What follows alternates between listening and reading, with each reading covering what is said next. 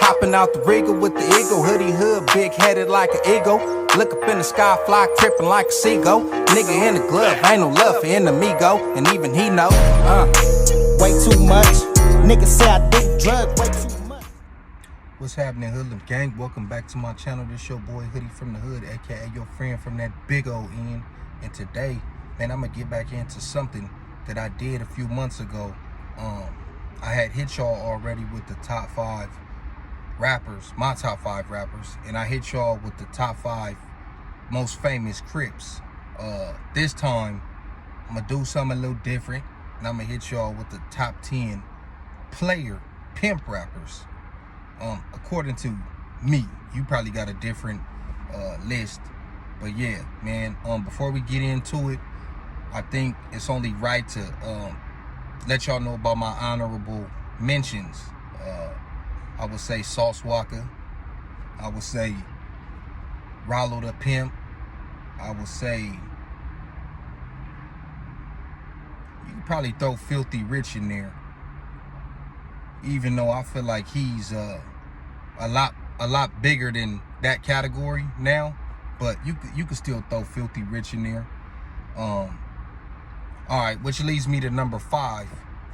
He's number 5 because I feel like he was bigger than just that category, and just putting him in that category, even though that is what he talked about a lot, but just putting him in the pimp player category kind of doesn't give him his due justice. So number 5, Mac Dre. Man, if you're from California or anywhere on the West Coast, whether that be Nevada, Arizona, etc., all the way up to Seattle, you know about Mac Dre, homie. And he was an icon, had been in the game for years, went to jail, I think in the early 90s, got out in the mid 90s for something they say he did that a lot of people say he didn't do, but that's neither here nor there. Mac Dre was the leader of the hyphy movement. Not saying he came up with it, but he was at the forefront. He was the face of it. And he had so much left in the tank. He was really just getting noticed. I mean, California and the West Coast knew him, but I think he was starting to make noise outside of the West Coast when he met his demise back in what was that, November 1st, 2004, I believe. Correct me if I'm wrong, but yeah, man, Mac Dre, when it comes to that ism and that player stuff, like I said, he was a so much bigger artist than just that. So that's why he's number 5 and not higher on this list. Number 4, man, the GOAT that you probably never heard of. It's a dude that I recently just discovered, and he probably got about 7-8 tapes out, and I've listened to all of them extensively over the past week and a half. Primo Rice, up out of DC, I think, or he just say the DMV, DC, Maryland, Virginia, you know. Yeah, man. I almost put him higher. I almost put him over number 3, but I ain't gonna do number 3 like that. Even though I feel like him and number 3 been rapping around the same amount of time, number 3 has more notoriety right now. So as of right now, Player P Rice, Pimpin' Rice, whatever, man, check him out. If y'all haven't checked him out, that's my guy. That's number 4. Number 3, Larry June. Hey, you know, numbers. If you know about Larry June, man, if you know about me, you know about Larry June. I didn't put a lot of people on to Larry June, homie, who really didn't know nothing about him. I think I ran across Larry June probably during the pandemic, 2020. That's when he came across my radar. But he's another person that, you know, once I start listening to somebody, I go back to their earlier projects and see how they got there. And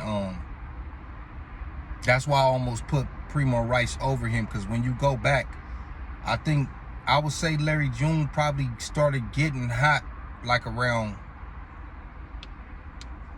well, he came across my radar in 2020, but like it seemed like musically like 2018, 19 probably, you know. But before that, if you go back to his earlier stuff than that, and then you in comparison to where Primo Rice was at that time.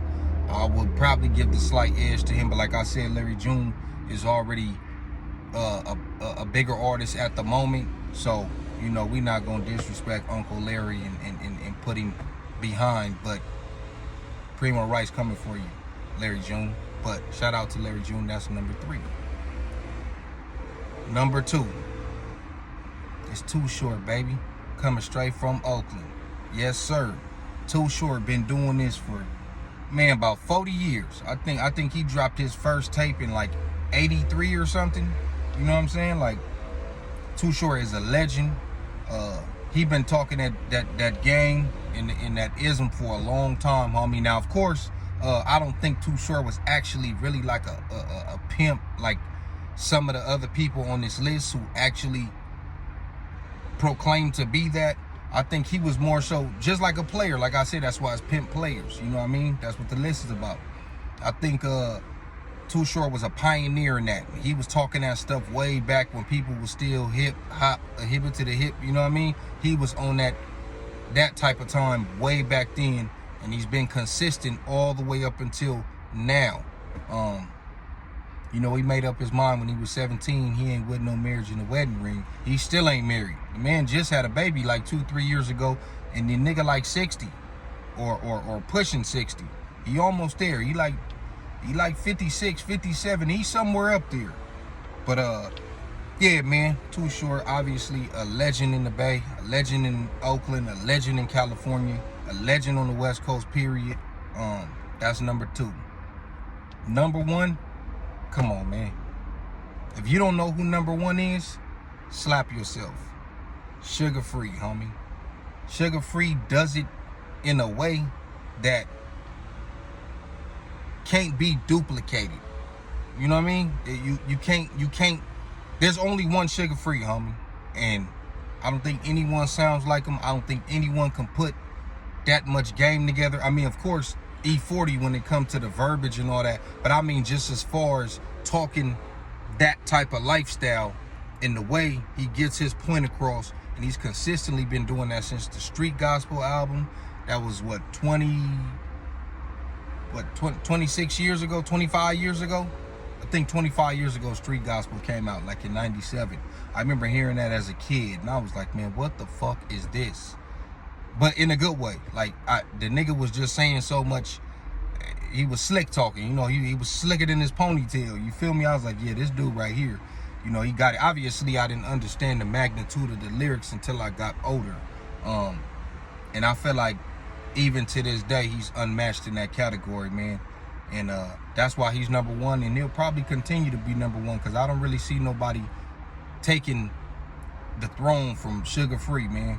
Unless somebody come along in a few years. Even with the rappers that I just mentioned, Too Short been rapping way longer than Sugar Free, obviously. And I feel like if Too Short can't pass him, I don't think anybody on this list is gonna get past him. But you know, that's my top 5 pimp player rappers of all time. You know, I like to get into that mode and you know, smoke and drink and have a good time, man. But I'm gonna come with some more lists. I got top 5 gangster rappers coming, and then I'm gonna have top 5 San Diego rappers. Yeah, man, so be on the lookout for that. It's your boy Hoodie from the Hood, aka your friend from that big old end. Like, comment, subscribe, all that. Hopping out the Regal with the eagle, hoodie hood, big headed like an eagle. Look up in the sky, fly tripping like a seagull. Nigga in the glove, ain't no love for enemigo, and even he know. Way too much. Nigga say I dig drugs, way too